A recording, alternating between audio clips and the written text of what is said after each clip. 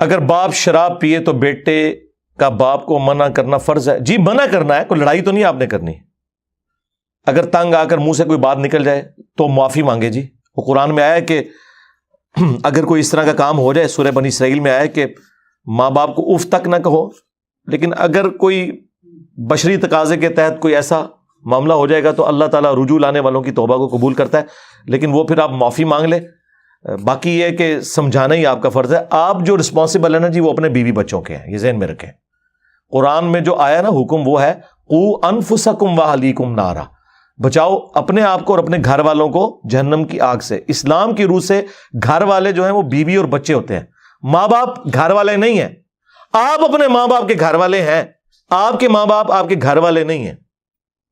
ان کو آپ صرف سمجھائیں گے جس طرح باقی لوگوں کو سمجھاتے ہیں. بائی فورس بیوی بچوں کو.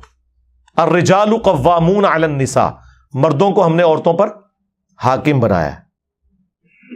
بخاری مسلم دونوں میں حدیث ہے کہ تم میں سے ہر شخص نگہبان ہے، اس سے اس کی رعیت کے بارے میں، سب آرڈینیٹس کے بارے میں پوچھا جائے گا. پھر نبی علیہ السلام نے فرمایا حکمران اپنی رعایا کے اوپر نگہبان ہے.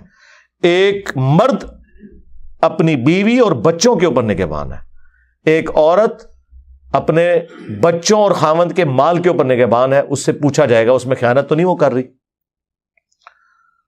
یہ آپ نے کرنا ہے. ابو داؤد میں حدیث ہے کہ جب بچہ 7 سال کا ہو جائے اسے نماز پڑھنے کا کہو، جب 10 سال کا ہو جائے نہ پڑھے تو اسے مارو، لیکن کو وحشیوں کی طرح نہیں مارنا، آپ ڈانٹ پلانی ہے اور اس کا بستر بھی الگ کر دو. یہ حکم ہے. اس طرح کا جو بائی فورس والا معاملہ ہے نا وہ آپ کا بیوی بچوں کے اوپر ہے، وہ آپ آخری درجے تک کوشش کریں گے. لیکن اس میں بھی آپ نے یہ نہیں ہونا چاہیے کہ لوگ خود تو نماز پڑھتے نہیں ہیں اور بچوں کہتے ہیں نماز پڑھو. کیڑی نماز پڑھو نو؟ بچے تو بندروں کی طرح ہوتے ہیں جی، فالو کرتے ہیں. اگر ایک ماں نماز نہیں پڑھ رہی اور بچوں کو گھر سے بھیج دی ہے نماز پڑھنے کے لیے تو نماز پڑھنے تو نہیں جائیں گے، وہ کھیلنے ہی جائیں گے. ایک باپ جو ہے وہ ڈانٹتا ہے اپنے بچوں کو نماز کے اوپر، خود وہ پڑھتا کوئی نہیں ہے تو کیا اثر ہوگا؟ یہ بھی ذرا دیکھنے کی ضرورت ہے نا کہ آپ خود کتنا دین کے اوپر چل رہے ہیں. تو دین کے اوپر خود چلیں گے پھر ہی آپ اپنی اولاد کو کہہ سکتے ہیں. ماں باپ اور بہن بھائی ان کو آپ نے صرف کہنا ہے. البتہ جو بہن بھائی چھوٹے ہیں آپ سے اور آپ کی کفالت میں آگے ہوئے ہیں، یعنی والد فوت ہو گیا ہے اور اب آپ ان کے گارڈین ہیں، تو ظاہر ہے کہ جب آپ مال ان پہ خرچ کر رہے ہیں تو اب آپ کا رائٹ ہے کہ آپ ان کو بائی فورس بھی یہ کہیں. لیکن بات کرنے کا ڈھنگ ہونا چاہیے.